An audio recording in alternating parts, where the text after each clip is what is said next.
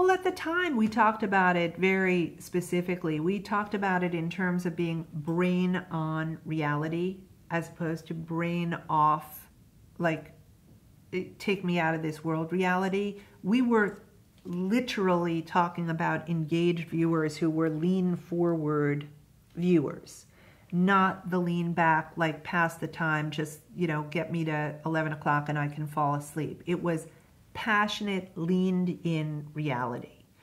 I also felt, whether it was at the Oxygen Network, Telemundo, and Mundos, which we also, took into our sort of tent and, really deeply not only ran but engaged with those viewers.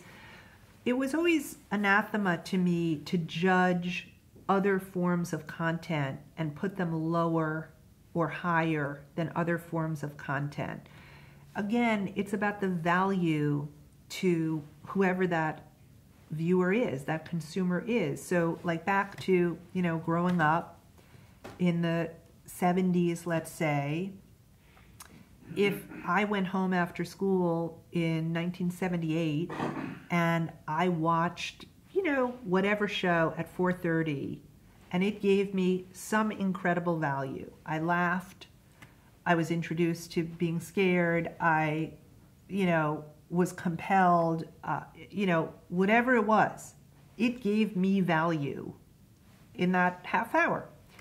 If that same kid today comes home and flips open her laptop and, sees a eyeliner tutorial on YouTube, or sees a kid coming out, and, this kid is, sitting on the edge of her bed in Oklahoma, like, who's to say, oh, YouTube, with a wave of the hand, like that, either of those things, the makeup tutorial or this sense of identity, is of essential value to that viewer.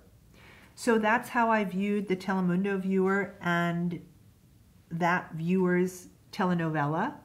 That's how I viewed the Oxygen Network's Snapped, which was obviously, this was a huge hit on a very small network. And sure enough, that had incredible value. Other networks became all crime. Oxygen has become all crime. There was value there. And, it's all by way of saying that, to me, having moved back and forth between award-winning film and big film, film of any sort, and television, cable versus broadcast, television versus digital, sort of this judgment-free zone of interesting content and the value that it can deliver, that's just been my bag all this time. When I got to NBC out of Universal, when I said network versus cable, this is funny, it reminds me, Bravo was doing okay. I was coming in from Trio. I literally got that Bravo job like the day of the merger. They just told me what I was doing. And the big chatter as we were meeting people in integration meetings and, getting to know meetings was like, you know what? You have a long runway here. If things go your way, one day you might be able to work at the network. And I was like, what? Like what? Like, what do you mean? Is that the carrot? Like, what? Like, what's, like, it just never occurred to me that deeply held views were that network ranked above cable. It just, I was too dumb. I just didn't grow up in that world of always wanting to work at the Tiffany Network or the Peacock, etc. So, I think what served us well at Bravo was not judging in any way, shape, or form why people were compelled. It worked for me at Telemundo. It worked for me at Oxygen. It's been a life lesson, and it has certainly worked in the realm of digital media, which is still unfolding.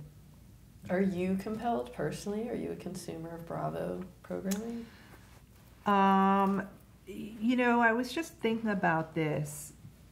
I feel like whether it was the movies I made, VH1, Trio, Bravo, I'm chameleon-esque in terms of living the brands that I lead. I don't know if that's a good thing or a bad thing. I feel like I could, I'm as much an ESPN viewer as a Bravo viewer. In all honesty, I'm as much a CNN or ESPN or a Bravo viewer. I would say I have a horizontal slice across,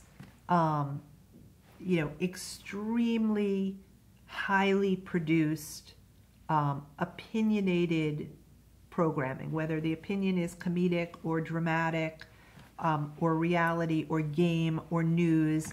I really like to see, tightly held shows that present a pretty consistent point of view.